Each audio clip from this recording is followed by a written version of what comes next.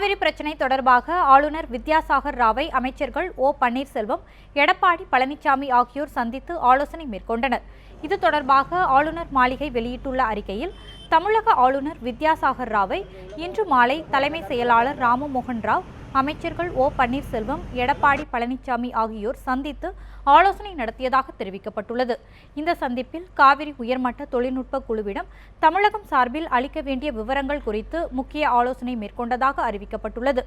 மேலும் தமிழக அரசின் அன்றாட நடவடிக்கைகள் குறித்தும், முதலமைச்சர் ஜெயலலிதாவின் உடல்நலம் குறித்தும் தலைமை செயலாளர் ராமமோகன் ராவிடம் ஆளுநர் கேட்டறிந்ததாகவும் ஆளுநர் மாளிகை செய்திக்குறிப்பில் தெரிவிக்கப்பட்டுள்ளது.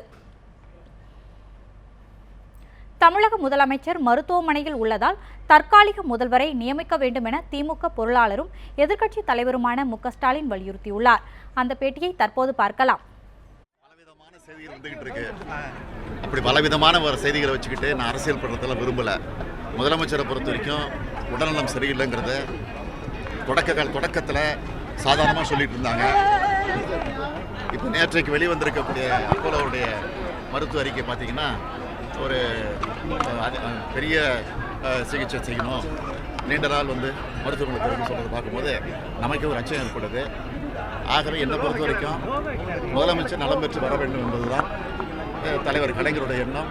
அதேபோல் திமுகவுடைய உணர்வு அதுதான். அதில் எந்த விதமான மாறுபாடும் கிடையாது. அரசியல் கருத்துள்ள மாறுபாடும் தனி. அதனால் அவங்க வர்ற வரைக்கும் ஒரு தற்காலிக ஒரு முதலமைச்சரோ அல்லது ஒரு துணை முதலமைச்சரோ, அதற்கு அடுத்த நிலையில் இருக்கக்கூடிய ஒரு அமைச்சரோ அந்த பொறுப்பை எடுத்துக்கிட்டு இப்போ இருக்கக்கூடிய பிரச்சனை, முக்கியமாக காவிரி பிரச்சனை, இது மாதிரி பிரச்சனைகளுக்கு முடிவு காணக்கூடிய வகையில் இருக்க வேண்டும் என்பதுதான் என்னுடைய எண்ணம். முதலமைச்சர் ஜெயலலிதா உடல் நலம் தேரும் வரை சட்டசபையை 6 மாதம் முடக்கி வைக்க வேண்டும் என சுப்பிரமணியன் சுவாமி உள்துறை அமைச்சர் ராஜ்நாத் சிங்கிற்கு கடிதம் எழுதியுள்ளார். இதுகுறித்து அவர் எழுதியுள்ள கடிதத்தில், முதலமைச்சர் ஜெயலலிதா உடல்நலக் குறைவால் அரசில் ஒழுங்கற்ற நிலை ஏற்பட்டுள்ளதாகவும், ஓய்வு பெற்ற தலைமை செயலாளர் தமிழக அரசை வழி நடத்துவதாகவும் குறிப்பிட்டுள்ளார். இந்த நிலையில் ராமநாதபுரம், திருநெல்வேலி மாவட்டங்களில் IS பயங்கரவாதிகள் பிடிக்கப்பட்டுள்ளதாகவும், விடுதலை புலிகள் மற்றும் நக்சலைட் ஆதரவு பெற்ற இயக்கங்கள் தலை தூக்கி உள்ளதால் தமிழகத்தில் சட்டம் ஒழுங்கு சீர்கெட்டுள்ளதாகவும் சுப்பிரமணிய சுவாமி தெரிவித்துள்ளார். எனவே தமிழகத்தில் அரசியல் சட்டப்பிரிவு 356வது பிரிவை உள்துறை அமைச்சர் அமல்படுத்த வேண்டும் எனவும், தமிழக முதல்வர் நலம் பெறும் வரை சட்டசபையை முடக்கி வைக்க வேண்டும் எனவும் அவர் வலியுறுத்தியுள்ளார். மேலும் தமிழக முதல்வர் மீண்டும் பதவிக்கு வரும் வரை ராணுவ சிறப்பு சட்டத்தை மத்திய அரசு அமல்படுத்த வேண்டும் எனவும் சுப்பிரமணியன் சுவாமி வலியுறுத்தியுள்ளார். தமிழக முதல்வர் உடல்நலம் குறித்த வழக்கு தள்ளுபடி செய்யப்பட்டதை எதிர்த்து உச்சநீதிமன்றத்தில் வழக்கு தொடரப்போவதாக டிராபிக் ராமசாமி மதுரையில் செய்தியாளர்களிடம் தெரிவித்தார். தலைமை நீதிபதி அவர்கள் ஒரு தவறான முன்னுதாரணமாக பெட்டிஷனரை நேரம் கேட்காத பப்ளிசிட்டிக்காக செஞ்சேன்னு ஒரு வழக்கு போட்டேன்னு ஒரு புகாரை கூறியிருக்கார். தலைமை நீதிபதியுடைய பதவிக்கே இழுக்கு ஏற்பட்டுவிட்டது. இதனால் சட்டப்படி மனுதாரரை கேட்டுவிட்டு தான் எதாக தான் தாக்கல் செய்யணும். டிஸ்மிஸ் பண்ணலாம், உரிமை இருக்குது. ஆனால் பப்ளிசிட்டிக்காக போட்டேன், யார் பப்ளிசிட்டி பண்ணாங்க என்று அவர் மனசாட்சிக்கே தெரியும். பல வழக்குகள் எனக்கு சாதகமாக அவரே ஆதரவு போட்டிருக்காரு. இந்த விஷயத்தில் அரசாங்கத்தின் கெடுபிடியோ இல்லை வேறு என்ன பிரச்சனோ அவர் தவறான ஒரு ஜட்ஜ்மெண்ட்டை கொடுத்துருக்காரு. சுப்ரீம் கோர்ட்டுக்கு அதை எடுத்துகிட்டு போகிறேன். சென்னை அப்பல்லோ மருத்துவமனைக்கு வந்த காங்கிரஸ் துணைத் தலைவர் ராகுல் காந்தி தமிழக முதலமைச்சர் ஜெயலலிதாவின் உடல்நலம் குறித்து மருத்துவர்களிடம் கேட்டறிந்தார். முதலமைச்சர் அதிக நாட்கள் தங்கியிருந்து சிகிச்சை பெற வேண்டியிருக்கும் என அப்பல்லோ மருத்துவமனை சார்பில் நேற்று தெரிவிக்கப்பட்டது. இந்த நிலையில் டெல்லியில் இருந்து சென்னைக்கு சிறப்பு விமானத்தில் வந்த காங்கிரஸ் துணைத் தலைவர் ராகுல் காந்தி கிரீன் சாலையில் உள்ள அப்பல்லோ மருத்துவமனைக்கு சென்றார். அங்கு மருத்துவர்கள் குழுவிடம் ஜெயலலிதாவின் உடல்நலம் குறித்து ராகுல் காந்தி கேட்டறிந்தார். சுமார் அரை மணி நேரம் மருத்துவமனையில் இருந்த ராகுல் காந்தி அதன் பின்னர் செய்தியாளர்களிடம் பேசினார். அப்போது முதலமைச்சர் ஜெயலலிதாவின் உடல்நலம் மேம்பட்டு வருவதாக அவர் தெரிவித்தார். I came from Delhi because I wanted to give my support and the Congress President's support to the Chief Minister. The Chief Minister is improving and she's going to be all right. That's what the doctors say. Regarding numerous number of rumors are spread throughout Tamil Nadu, what is saying about I want to give maximum energy to Jayalalitha ji so that she gets well soon. Thank you very much. முதல்வர் ஜெயலலிதா பூரண உடல்நலம் பெற வேண்டி தமிழகம் முழுவதும் பல்வேறு கோவில்களில் சிறப்பு பூஜைகள் நடைபெற்றன. சென்னை தேனாம்பேட்டை போயஸ் சாலையில் உள்ள வரசித்தி விநாயகர் கோவிலில் முதல்வர் ஜெயலலிதா பூரண நலம் பெற வேண்டி தன்வந்திரி ஹோமம், ஸ்ரீ மிருதுயின் ஜெய மகா மந்திர ஹோமம் நடைபெற்றது. இந்த பூஜையில் ஏராளமான அதிமுகவினர் கலந்து கொண்டனர்.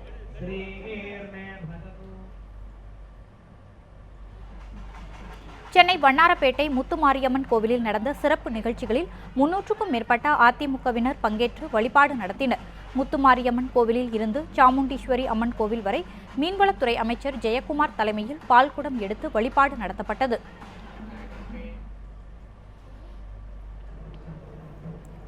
திருநெல்வேலி டவுன் நெல்லையப்பர் காந்திமதியம்மாள் கோவிலில் உள்ள சுப்பிரமணிய சுவாமி சந்நிதியில் அதிமுக எம்பி விஜிலா சத்யானந்த் தலைமையில் சுமார் 100க்கும் மேற்பட்டோர் சிறப்பு யாகங்கள் மற்றும் சிறப்பு தீபாராதனை வழிபாட்டில் ஈடுபட்டனர்.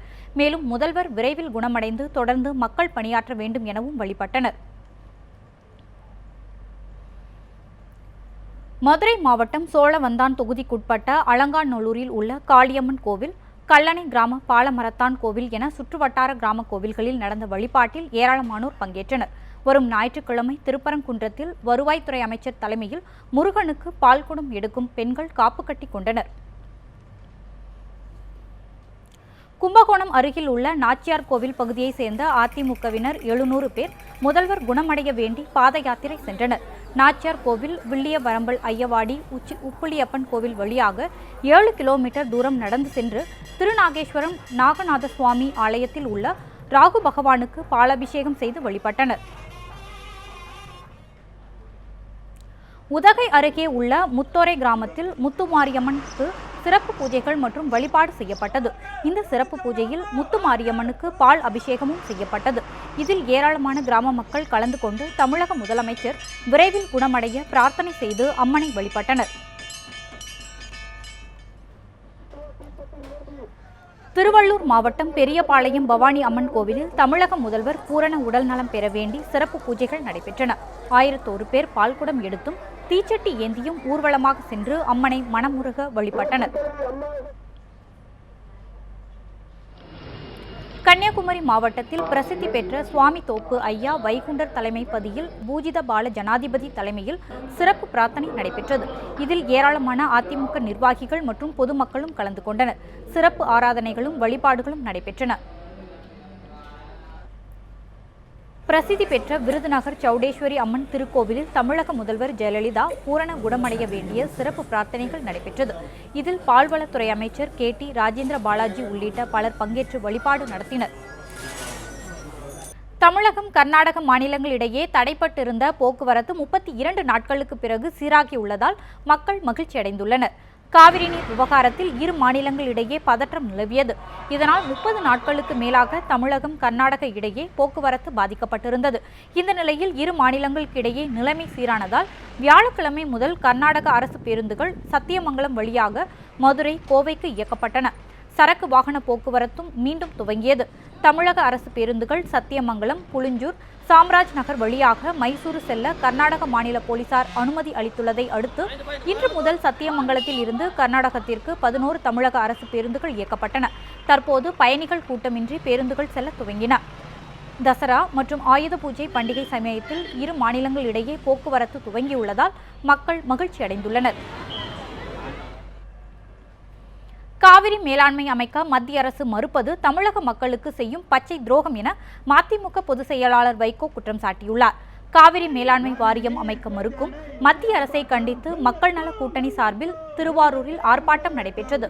இந்த ஆர்ப்பாட்டத்தில் பங்கேற்ற மதிமுக பொதுச் செயலாளர் வைகோ பேசும்போது, காங்கிரஸ், பாஜக தேசிய கட்சிகள் தொடர்ந்து தமிழகத்தை திட்டமிட்டு வஞ்சித்து வருவதாகவும், காவிரி மேலாண்மை வாரியம் அமைக்க மத்திய அரசு மறுப்பது தமிழகத்திற்கு செய்யும் பச்சை துரோகம் எனவும் குற்றம் சாட்டினார்.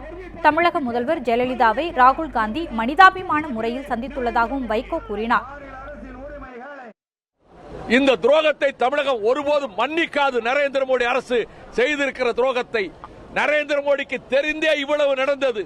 அவர் தூண்டுதலிலேயே நடந்தது. அவர் திட்டமிட்டே இந்த வஞ்சகத்தை செய்திருக்கிறார். தமிழகம் பஞ்ச பிரதேசமானால் பிறகு அடிமாட்டு விலைக்கு நிலங்களை வாங்கிக் கொள்ளலாம், அதானி கம்பெனிகள் கொளிக்கலாம், மீத்தேன் செயல் திட்டங்களை நிறைவேற்றலாம். என்ற ஒரு பயங்கர சதித்திட்டத்தின் முதல் கட்டமாகவே நாம் மத்திய சர்க்காரினுடைய இந்த துரோகத்தை கடுமையாக கண்டிக்கிறோம். காவிரி நதிநீர் பிரச்சனையில் மத்திய அரசு தமிழகத்திற்கு ஒருபோதும் துரோகம் இழைக்காது என்று பாரதிய ஜனதா கட்சியின் மூத்த தலைவர் இல கணேசன் தெரிவித்துள்ளார். சென்னை விமான நிலையத்தில் அவர் செய்தியாளர்களுக்கு பேட்டியளித்த போது இவ்வாறு கூறினார். மேலாண்மை வாரியம் அமைக்க வேண்டும் என்பதில் மறுப்பு இல்லை. மத்திய அரசாங்கத்தில் இதுவரையில் மறுத்து சொல்லவே இல்லை. செய்வதை திருந்த செய்ய வேண்டும், சட்ட ரீதியாக அதன் காரணமாகத்தான் ஆணையிட்ட நீதிபதிகளே மறுநாள் என்று அந்த ஆணையை திரும்ப பெற்று விட்டார்கள் என்பதிலிருந்து சட்ட ரீதியாக அவர் தந்த ஆணை செல்லாது என்பது புரிகிறது. அதனால இந்த விஷயத்தில் பாரதிய ஜனதா கட்சி குறிப்பாக மத்திய அரசாங்கம், அதிலும் குறிப்பாக பாரத பிரதமர் நரேந்திர மோடி மிக தெளிவாகவே இருக்கிறார். நிச்சயமாக தமிழ்நாட்டுக்கு அநியாயம் இழைக்கப்படாது என்பதில் நான் உறுதியாக இருக்கிறேன். பணம் கொடுத்தவரை மிரட்டியது தொடர்பான வழக்கில் எஸ்ஆர்எம் பச்சமுத்துவை கைது செய்யாமல் இருக்க எந்த உத்தரவையும் காவல்துறைக்கு பிறப்பிக்க முடியாது என நீதிபதி மறுப்பு தெரிவித்துள்ளார். 70 லட்சம் ரூபாய் கடன் கொடுத்தவரை மிரட்டியது தொடர்பாக கூடுதல் பிரிவுகளில் வழக்கு பதிவு செய்ததன் காரணமாக எஸ்ஆர்எம் பச்சமுத்து முன்ஜாமீன் கோரி புதிய மனு தாக்கல் செய்ய சென்னை முதன்மை அமர்வு நீதிமன்றம் உத்தரவிட்டுள்ளது. அதுவரை அவரை கைது செய்யாமல் இருக்க எந்த உத்தரவையும் காவல்துறைக்கு வழங்க முடியாது என நீதிபதி மறுப்பு தெரிவித்துள்ளார். சென்னை சூளையை சேர்ந்த மோகன்குமார் என்பவர் வேப்பேரி காவல் நிலையத்தில் எஸ்ஆர்எம் கல்விக் குழும தலைவர் பச்சமுத்து மீது புகார் ஒன்றை அளித்திருந்தார். அதில் கடந்த 2004-2005 ஆண்டில் எஸ்ஆர்எம் மெட்ரிக் பள்ளி நடத்துவதற்காக பச்சமுத்து தனது சொத்துக்களான வள்ளியம்மை சொசைட்டி, எஸ்ஆர்எம் ஹவுசிங் ஆகிய நிறுவனங்களின் சொத்து ஆவணங்களை மோகன்குமாரிடம் கொடுத்து 70 லட்சம் ரூபாய் கடன் பெற்றுள்ளார். அந்த பணத்தை திருப்பி கேட்டபோது எஸ்ஆர்எம் பச்சமுத்து கொலை மிரட்டல் விடுத்ததாக அவர் புகார் தெரிவித்தார். இந்த வழக்கு மத்திய குற்றப்பிரிவு காவல்துறையின் விசாரணைக்கு மாற்றப்பட்ட பின்பு எஸ்ஆர்எம் பச்சமுத்து மீது பண மோசடி உள்ளிட்ட கூடுதலாக வழக்கு பிரிவுகள் சேர்க்கப்பட்டுள்ளன. இதில் அவர் முன்ஜாமீன் கோரிய மனு மீது எஸ்ஆர்எம் பச்சமுத்துவை கைது செய்யாமல் இருக்க உத்தரவு பிறப்பிக்க முடியாது என நீதிமன்றம் தெரிவித்துள்ளது.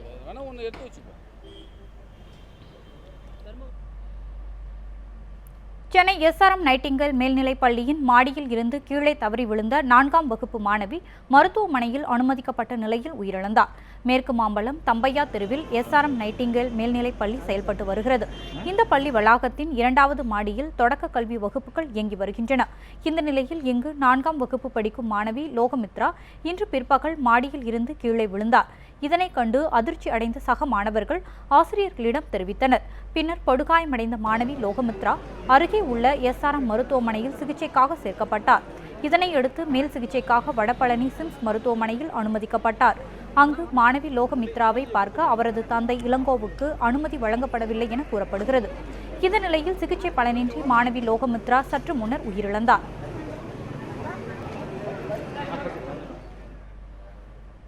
சென்னை அருகே வங்கி பணம் கொள்ளையடிக்கப்பட்ட வழக்கில் சரணடைந்த ஓட்டுநர் இசக்கி பாண்டியின் தங்கை வீட்டில் இருந்து 72 லட்சம் ரூபாய் கைப்பற்றப்பட்டுள்ளது. இது தொடர்பாக இசக்கி பாண்டியின் தங்கை கணவர் கனகராஜ் என்பவரை கைது செய்து தனிப்படை போலீசார் விசாரணை நடத்தி வருகின்றனர். சென்னையை அடுத்த திருவேற்காடு அருகே ஏடிஎம் மையத்தில் நிரப்ப எடுத்து செல்லப்பட்ட 1,18 லட்சம் ரூபாய் கடந்த வாரம் கொள்ளையடிக்கப்பட்டது.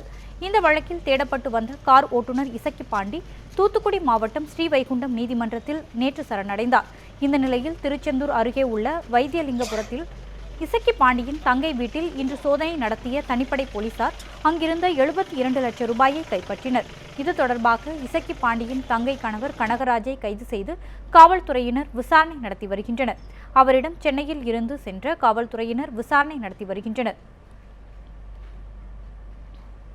திருவண்ணாமலை அண்ணாமலையார் கோவில் ராஜகோபுரத்தில் மேலும் 5 இடங்களில் ஏற்பட்டுள்ள விரிசலை சீரமைக்கும் பணி மும்முரமாக நடந்து வருகிறது.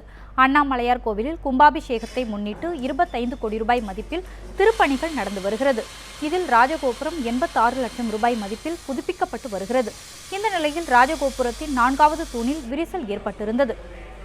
இதனையடுத்து டெல்லியை சேர்ந்த சின்டெக் தனியார் நிறுவன ஊழியர்கள், லண்டனை சேர்ந்த கலைஞர்கள் உட்பட 5 பேர் கொண்ட குழு விரிசலை சரி செய்யும் பணிகளில் ஈடுபட்டுள்ளது. இதற்கிடையே மேலும் 4 இடங்களில் விரிசல் ஏற்பட்டுள்ளது தெரியவந்துள்ளதாக அவற்றை சீரமைக்கும் பணி மும்முரமாக நடைபெற்று வருகிறது. திருநெல்வேலி மாவட்டம் தென்காசி அருகே ISIS இயக்கத்துடன் தொடர்புள்ளதாக கைது செய்யப்பட்டவரை அவர் வசித்து வந்த வாடகை வீட்டுக்கு அழைத்து சென்று தேசிய புலனாய்வு அமைப்பினர் விசாரணை நடத்தினர். கடையநல்லூர் பேட்டை தெருவை சேர்ந்த சுப்ஹானி என்பவரை ISIS இயக்கத்துடன் தொடர்புடையவர் என்ற சந்தேகத்தில் அக்டோபர் 3ஆம் தேதி தேசிய புலனாய்வு அமைப்பினர் கைது செய்தனர். இதனையடுத்து அவரை கேரள மாநிலம் கொச்சிக்கு அழைத்து சென்று விசாரணை நடத்தினர். இந்த நிலையில் சுப்ஹானியை கடையநல்லூரில் அவர் வாடகைக்கு தங்கியிருந்த வீட்டுக்கு அழைத்து சென்று தேசிய புலனாய்வு அமைப்பினர் விசாரணை நடத்தினர். மேலும் அந்த வீட்டில் இருந்து முக்கிய ஆவணங்கள் கைப்பற்றப்பட்டுள்ளதாக கூறப்படுகிறது. தொடர்ந்து சுப்ஹானியிடம் தேசிய புலனாய்வு அமைப்பினர் விசாரணை நடத்தி வருகின்றனர். ஓட்டுநரை கொலை செய்து காரை கடத்தியவருக்கு ஆயுள் தண்டனை விதித்து கள்ளக்குறிச்சி 3வது கூடுதல் அமர்வு நீதிமன்றம் தீர்ப்பளித்தது. விழுப்புரம் மாவட்டம் உளுந்தூர்பேட்டை அருகே கடந்த 2011ஆம் ஆண்டு வாடகை காரின் ஓட்டுநர் துரை என்பவர் படுகொலை செய்யப்பட்டு அவரது கார் கடத்தப்பட்டது. இந்த வழக்கில் ராக்கெட் ராஜா என்ற ராஜதுரை கைது செய்யப்பட்டார். இந்த வழக்கு கள்ளக்குறிச்சி 3வது கூடுதல் அமர்வு நீதிமன்றத்தில் நடைபெற்ற வழக்கில் நீதிபதி ஜூலியட் புஷ்பா குற்றவாளிக்கு கார் கடத்தல் மற்றும் கூட்டு சதியாக செய்தமைக்கு 20 ஆண்டுகளும், கொலை செய்தமைக்கு 1 ஆயுள் தண்டனை விதித்து தீர்ப்பளித்தார்.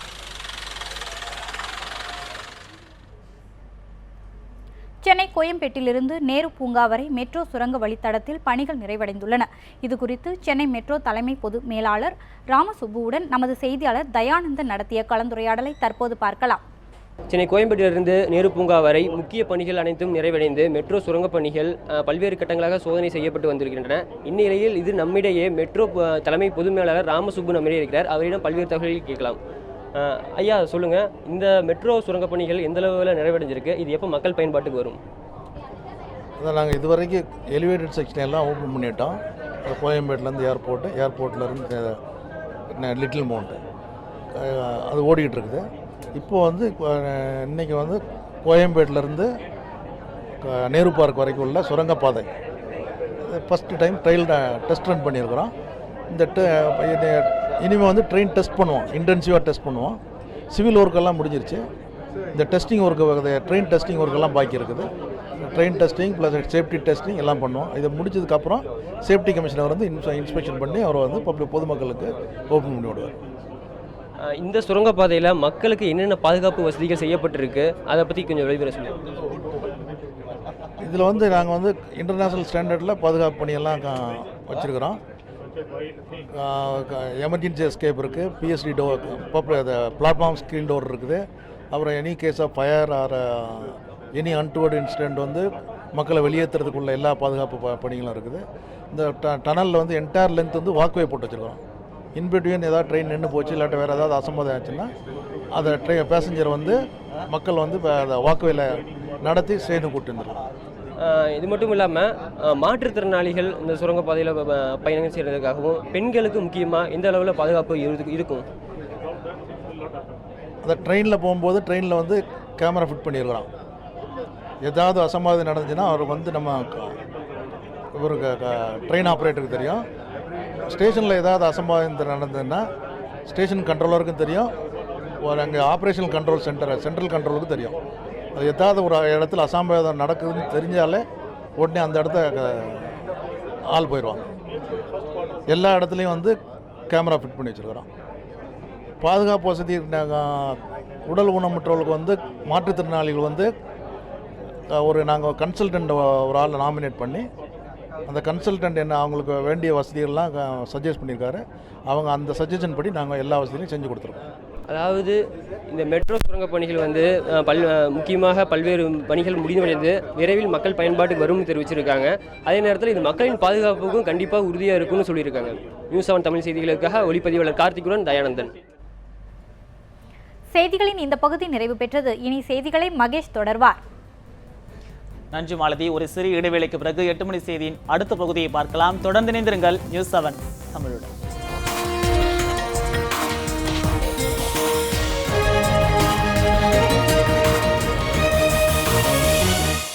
விண்வெளி ஆராய்ச்சியில் மற்ற நாடுகளுடன் இந்தியா போட்டியிடும் அளவிற்கு வளர்ந்துள்ளதாக இஸ்ரோ விஞ்ஞானி டேவிட் தாசன் பெருமிதம் தெரிவித்துள்ளார்.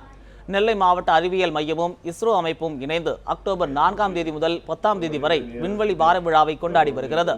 இந்நிலையில் திருநெல்வேலி மாவட்டம் அறிவியல் மையத்தில் இன்று நடைபெற்ற விழாவில் பல்வேறு கல்லூரிகளைச் சேர்ந்த மாணவர்கள் கலந்து கொண்டனர். இந்நிகழ்ச்சியில் செயற்கைக்கோள்களை விண்வெளியில் பயன்படுத்தப்படுவது குறித்தும் அதன் செயல்பாடுகள் குறித்தும் மாணவர்களுக்கு விளக்கம் அளிக்கப்பட்டது. இவ்விழாவில் சிறப்பு விருந்தினராக கலந்து கொண்ட அறிவியல் விஞ்ஞானி டேவிட் தாசன் விண்வெளி ஆராய்ச்சியில் மற்ற நாடுகளுடன் போட்டியிடும் அளவிற்கு இந்தியா வளர்ந்துள்ளதாக தெரிவித்தார். தமிழகத்தில் சிறைச்சாலைகளில் கஞ்சா உள்ளிட்ட போதைப் பொருட்களின் நடமாட்டத்தை தடுக்க அரசு உரிய நடவடிக்கை எடுக்க வேண்டும் என பாஜக மாநில தலைவர் தமிழிசை சவுந்தரராஜன் கேட்டுக் கொண்டுள்ளார். ராமநாதபுரம் மாவட்டம் முதுகுளத்தூரில் தனியார் பள்ளி நிகழ்ச்சியில் கலந்து கொண்ட அவர் இவ்வாறு வலியுறுத்தினார். தமிழகத்தில் சென்னையில் புழல் சிறையில் கஞ்சா பொருட்கள் கைப்பற்றப்பட்டிருக்கிறது, செல்போன்கள் கைப்பற்றப்பட்டிருக்கிறது.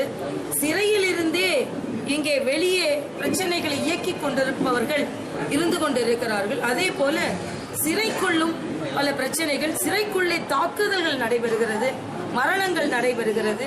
ஆக காவல்துறையினர் வெளியே உள்ள பிரச்சனையும் சரியாக அவர்கள் அணுக வேண்டும், சிறைக்குள்ளே உள்ள பிரச்சனையும் அவர்கள் சரியாக அணுக வேண்டும் என்பது எனது கோரிக்கையாக இருந்து கொண்டிருக்கிறது. திருச்சி ஸ்ரீரங்கத்தில் பிரதமர் நரேந்திர மோடியின் உருவ பொம்மையை எரிக்க முயன்ற தந்தை பெரியார் திராவிடர் கழகத்தினருடன் பாரதிய ஜனதா கட்சியினர் வாக்குவாதத்தில் ஈடுபட்டனர். காவிரி விவகாரத்தில் மத்திய அரசை கண்டித்து தந்தை பெரியார் திராவிடர் கழகம் சார்பில் இன்று ஆர்ப்பாட்டம் நடைபெற்றது. அப்போது பிரதமர் நரேந்திர மோடியின் உருவ பொம்மையை போராட்டத்தில் ஈடுபட்டவர்கள் எரிக்க முயன்றனர். இதனை தடுத்து நிறுத்திய காவல்துறையினர் மோடியின் உருவ பொம்மையை எரிக்க முயற்சித்த 20க்கும் மேற்பட்டோரை கைது செய்தனர். இந்நிலையில் சம்பவ இடத்திற்கு வந்த பாஜகவினர் பிரதமருக்கு ஆதரவாக கோஷங்கள் எழுப்பினர். இதனால் இரு தரப்பினருக்கும் இடையே வாக்குவாதம் ஏற்பட்டது. இதனால் அப்பகுதியில் சிறிது நேரம் பரபரப்பு ஏற்பட்டது.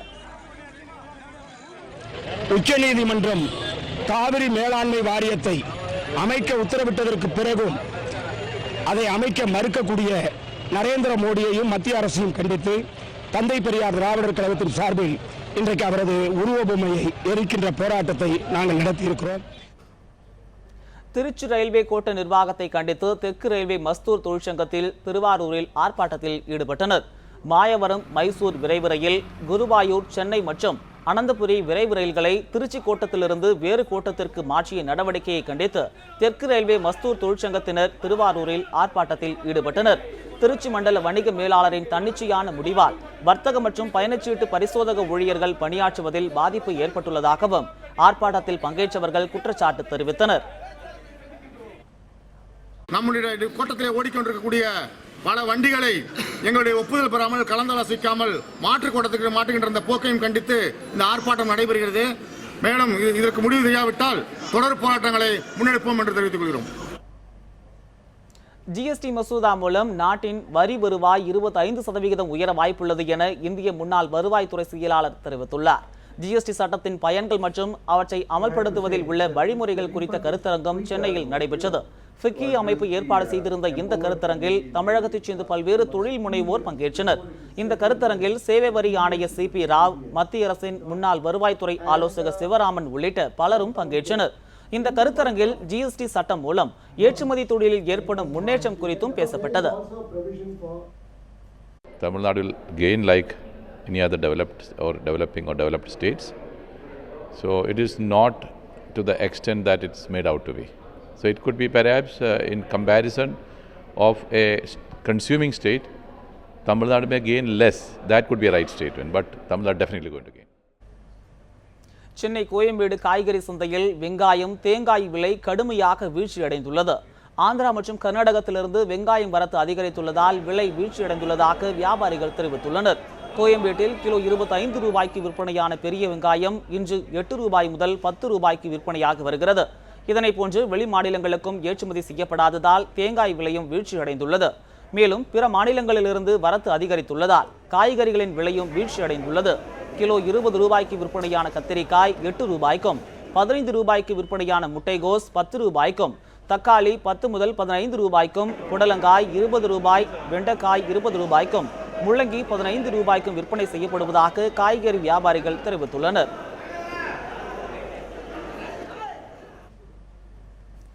காஷ்மீரா படத்தின் இசை மற்றும் ட்ரெய்லர் வெளியீட்டு விழா இன்று சென்னை பிரசாத் லேபில் நடைபெற்றது.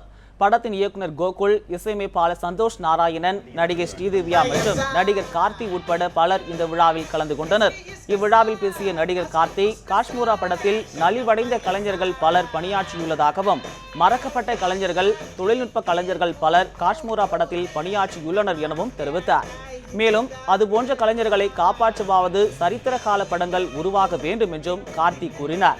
கார்த்திக், நயன்தாரா, விவேக் நடிப்பில் கோகுல் இயக்கத்தில் உருவாகியுள்ள காஷ்மோரா திரைப்படம் தீபாவளி அன்று திரைக்கு வரவுள்ளது.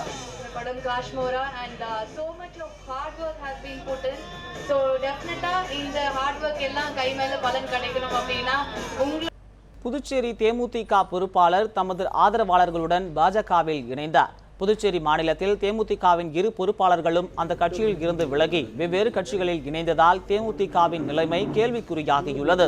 கடந்த சட்டமன்ற தேர்தலில் மக்கள் நல கூட்டணியுடன் தேர்தலை சந்தித்து தேமுதிக மோசமான தோல்வியை சந்தித்தது. இதனையடுத்து அந்த கட்சியில் இருந்து பலர் விலகி வருகின்றனர். புதுச்சேரியில் சட்டமன்ற தேர்தலுக்கு முன்பே செல்வம் என்ற பொறுப்பாளர் காங்கிரஸ் கட்சியில் இணைந்தார். இந்நிலையில் தேமுதிகவின் மற்றொரு பொறுப்பாளரான அசோக் பாபு தனது ஆதரவாளர்களுடன் பாஜக தேசிய இணை அமைப்பு செயலாளர் சதீஷ் மற்றும் புதுச்சேரி மாநில பாஜக தலைவர் சுவாமிநாதன் முன்னிலையில் இணைந்தார். கனடாவில் 2017ஆம் ஆண்டு முதல் ஜனவரி மாதம் தமிழ் மரபு மாதம் என்று அந்நாடு முழுவதும் கொண்டாடுவதற்கான மசோதா கனடா நாடாளுமன்றத்தில் நிறைவேறியது. கனடாவைச் சேர்ந்த தமிழ் எம்பி ஹரி ஆனந்த சங்கரி கொண்டு வந்த இந்த தனிநபர் மசோதா கடந்த 5ஆம் தேதி ஏகமனதாக நிறைவேறியது. இந்த மசோதா மீது பேசிய அனைத்து கட்சிகளையும் சேர்ந்த நாடாளுமன்ற உறுப்பினர்கள் தமிழ் கனடிய மக்கள் கனடா வளர்ச்சிக்காக ஆற்றி வரும் பங்களிப்பை சுட்டிக்காட்டினர். தமிழர் பண்பாட்டையும் மரபுகளையும் நீண்ட வரலாற்றையும் சக மக்களுக்கு வெளிக்காட்டவும் அவர்களுடன் பகிர்ந்து கொள்ளவும் இந்த மசோதா வாய்ப்பை ஏற்படுத்தி கொடுக்கும் என கன்சர்வேட்டிவ் கட்சி எம்பி பாப் சொரோயோ தெரிவித்தார். மசோதா நிறைவேறியது குறித்து கருத்து தெரிவித்துள்ள ஹரி ஆனந்த சங்கரி, தமிழ் கனடிய மக்கள் நாடு தழுவிய வகையில் சமூகத்திற்கு ஆற்றியுள்ள அளப்பரிய பங்களிப்பு தமிழ் மொழி, தமிழ் மரபு மற்றும் பண்பாட்டின் செழுமையை அங்கீகரிக்கும் வரலாற்று மைல்கல் இது என கருத்து தெரிவித்தனர். நியூசிலாந்துக்கு எதிரான ஒருநாள் போட்டித் தொடரில் சுரேஷ் ரெய்னாவிற்கு வாய்ப்பளித்திருப்பது குறித்து நியூஸ் 7 தமிழ் இணையதளத்தில் நேயர்களிடம் கருத்து கேட்டிருந்தோம். அதற்கு இந்திய அணிக்கு பலமாகும் என 75.43% பேர் கருத்து தெரிவித்துள்ளனர். எந்த மாற்றமும் இருக்காது என 15.32% பேரும், தவறான முடிவு என 9.25% பேரும் கருத்து கூறியுள்ளனர். இதே கேள்வியை ட்விட்டர் சமூக வலைதளத்தில் கேட்டிருந்தோம். அதற்கு இந்திய அணிக்கு பலமாகும் என 75% பேர் கருத்து தெரிவித்துள்ளனர். எந்த மாற்றமும் இருக்காது என 18% பேரும், தவறான முடிவு என 0.7% பேரும் கருத்து கூறியுள்ளனர். திருநெல்வேலியில் நடைபெற்ற ஜூனியர் கிரிக்கெட் போட்டியில் ஸ்ரீ ஜெயேந்திரா சுவாமிகள் பள்ளி அணி வெற்றி பெற்றுள்ளது. திருநெல்வேலியில் பள்ளிகளுக்கு இடையேயான 20 ஓவர் கிரிக்கெட் போட்டி சங்கர் நகர் கிரிக்கெட் மைதானத்தில் நடைபெற்றது. கடந்த 4ஆம் தேதி முதல் நடைபெற்று வந்த இப்போட்டியின் இறுதிப் போட்டியில் ஜெயேந்திரா சுவாமிகள் கோல்டன் ஜூபிலி பள்ளியும் சங்கர் நகர் மேல்நிலைப் பள்ளியும் மோதின. இதில் டாஸ் வென்று முதலில் பேட்டிங் செய்த ஸ்ரீ ஜெயேந்திரா சுவாமிகள் கோல்டன் ஜூபிலி பள்ளி அணி 20 ஓவர் முடிவில் 7 விக்கெட் இழப்பிற்கு 166 ரன்கள் எடுத்தது. இதனையடுத்து 167 ரன்கள் எடுத்தால் வெற்றி என்ற இலக்குடன் களமிறங்கிய சங்கர் நகர் மேல்நிலைப் பள்ளி அணி 73 ரன்களுக்கு அனைத்து விக்கெட்டுகளையும் இழந்தது. இதன் மூலம் ஸ்ரீ ஜெயேந்திரா சுவாமிகள் பள்ளி அணி 93 ரன்கள் வித்தியாசத்தில் வெற்றி பெற்று கோப்பையை கைப்பற்றியது. பீச் வாலிபால் போட்டியில் ஓமலூர் அருகே உள்ள பெரிய வடகம்பட்டி அரசு மேல்நிலைப்பள்ளி மாணவர்கள் பதக்கம் வென்றுள்ளனர். சேலம் மாவட்ட அளவில் நடைபெற்ற பீச் வாலிபால் போட்டியின் இளையோர் பிரிவில் ஓமலூர் அருகே உள்ள பெரிய வடகம்பட்டி அரசு மேல்நிலைப் பள்ளியில் இருந்து பங்கேற்ற கௌதம், திருமலை வாசன் மற்றும் அதே போட்டியில் மூத்தோர் பிரிவில் கலந்து கொண்ட சூர்யா, சத்தியமூர்த்தி ஆகியோர் முதலிடம் பிடித்து பதக்கம் வென்றனர். இதேபோன்று மூத்தோர் பிரிவில் கலந்து கொண்ட மணிகண்டன், வினோத்குமார் ஆகியோர் 2ஆம் இடம் பிடித்து பதக்கம் வென்றனர். மாவட்ட அளவில் நடைபெற்ற போட்டியில் சிறப்பாக விளையாடி பள்ளிக்கு பெருமை சேர்த்தமைக்காக பள்ளி தலைமை ஆசிரியை சாந்தி மற்றும் உடற்கல்வி ஆசிரியர் ராஜேந்திரன் ஆகியோர் மாணவர்களுக்கு பதக்கம் அணிவித்து பாராட்டு சான்றிதழ்களை வழங்கினர். இந்த பள்ளியில் பயின்ற மாரியப்பன் பாரா ஒலிம்பிக்கில் தங்கப்பதக்கம் வென்று சாதனை படைத்தார் என்பது குறிப்பிடத்தக்கது.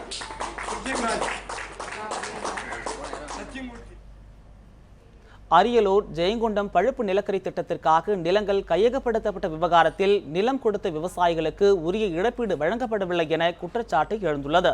இழப்பீடு கிடைக்காமல் பரிதவித்து வரும் விவசாயிகள் நிலத்தை திருப்பித் தர வேண்டும் என கோரிக்கை விடுத்துள்ளனர். இது குறித்த ஒரு செய்தி தொகுப்பை இப்போது பார்க்கலாம். இத்துடன் 8 மணி செய்திகள் நிறைவடைந்தன. அண்மை செய்திகளுக்கு தொடர்ந்து இணைந்திருங்கள் நியூஸ் 7 தமிழுடன்.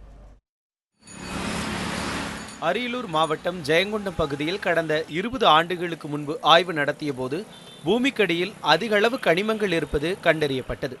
இதையடுத்து சுரங்கம் அமைப்பதற்காக கடந்த 1992ஆம் ஆண்டு ஜெயங்கொண்டத்தை சுற்றியுள்ள மேலூர், புதுக்குடி, தண்டலை, களத்தூர் உள்ளிட்ட 13 கிராமங்களில் தமிழ்நாடு தொழில் முதலீட்டுக் கழகத்தின் சார்பில் 9000 ஏக்கர் விவசாய நிலங்களும் அரசின் புறம்போக்கு நிலங்களும் கையகப்படுத்தப்பட்டன. நில உரிமையாளர்களுக்கு ஏக்கருக்கு 15,000 ரூபாய் இழப்பீடாக வழங்கப்பட்டதாக கூறப்படுகிறது. இதனைத் தொடர்ந்து கூடுதலாக இழப்பீடு கேட்டு விவசாயிகள் நீதிமன்றத்தில் வழக்கு தொடர்ந்தனர். வழக்கு விசாரித்த சிறப்பு நீதிமன்றம் ஏக்கருக்கு 10 லட்சம் ரூபாய் முதல் 15 லட்சம் ரூபாய் வரை இழப்பீடு வழங்க உத்தரவிட்டது. ஆனால் இந்த தொகை இன்னும் வழங்கப்படவில்லை என புகார் எழுந்துள்ளது. தமிழ்நாடு அரசாங்கம் இந்த வழக்குகளை பொறுத்தவரை அப்பீல் செய்யாமல் நீதிமன்றம் வழங்கியிருக்கக்கூடிய நியாயபூர்வமான ஏக்கர் ஒன்றுக்கு 12 முதல் 14 லட்சம் வரை என்கிற அந்த நியாயபூர்வமான தொகையினை உடனடியாக ஏழை நிலம் கொடுத்த விவசாய தொழிலாளருக்கு வழங்கும்படி பகுதி மக்கள் சார்பாக வேண்டுகிறோம். பழுப்பு நிலக்கரி திட்டத்திற்காக கையகப்படுத்தப்பட்ட நிலங்கள் தமிழ்நாடு தொழில் முதலீட்டு கழகத்தின் பெயருக்கு மாற்றம் செய்யப்பட்டு விட்டதாகவும் அந்த நிலத்தை ஈடாக வைத்து விவசாயத்திற்கு கடன் பெற முடியாத நிலை ஏற்பட்டுள்ளதாகவும் விவசாயிகள் கவலை தெரிவிக்கின்றனர். 20 வருஷம் இருந்தும் எங்களுக்கு எந்த ஒரு நிவாரணமும் எங்களுக்கு எதுவுமே கிடைக்கல. நாங்கள் ஆளுக்கு 2 ஏக்கரோ 3 ஏக்கரோ 10 ஏக்கரோ ஏதோ அவங்கவுங்களுக்கு இருக்கிற மாதிரி இருக்கிற இடம் தான் இருந்தாலும் கூட அதை எங்களுக்கு விற்க எடுக்கவே எந்த சொந்தமும் கிடையாது.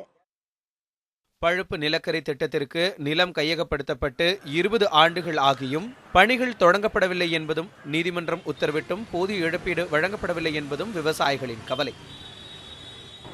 தற்சமயம் உயர்மட்ட குழு அமைத்தாலும் விரைவில் எங்களுக்கு பணம் கொடுத்து இந்த திட்டத்தை விரைவாத்தோம்னா மக்களுக்கு மின்சாரத்துமோ இழப்பீடும் எங்களுக்கு கிடைக்கிறதுக்கு ஏதுவாக இருக்கும். மேற்கு வங்க மாநிலம் சிங்கூரில் டாடா நிறுவனத்தால் தொழில் தொடங்க நிலத்தை கையகப்படுத்தி 10 ஆண்டுகளான நிலையில் திட்டம் தொடங்கப்படாததால் கையகப்படுத்தப்பட்ட நிலத்தை உரிய விவசாயிகளிடமே வழங்க உச்சநீதிமன்றம் உத்தரவிட்டது. அதே தீர்ப்பை அடிப்படையாக வைத்து தங்கள் நிலத்தை திருப்பிக் கொடுக்க வேண்டும் என விவசாயிகள் வலியுறுத்துகின்றனர். விரைவில் இந்த தொகையை கொடுக்கணும் கோர்ட்டு தீர்ப்படி. இல்லைன்னா மேற்கு வங்கத்தில் டாடா மோட்டார்ஸ் கொடுத்தது இது திருப்பி கொடுத்தது மாதிரி எங்கள் பகுதிக்கு இந்த நிலத்தை திருப்பி கொடுத்து நஷ்டம் வழங்கணும்னு சொல்லி கேட்டுக்கிறோம். நீதிமன்றம் பிறப்பித்த உத்தரவின்படி இழப்பீடு வழங்கப்பட வேண்டும், இல்லையெனில் கையகப்படுத்தப்பட்ட நிலத்தை திருப்பித் தர வேண்டும் என்பதே ஒட்டுமொத்த விவசாயிகளின் கோரிக்கை. பாலாஜி, நியூஸ் 7 தமிழ், அரியலூர்.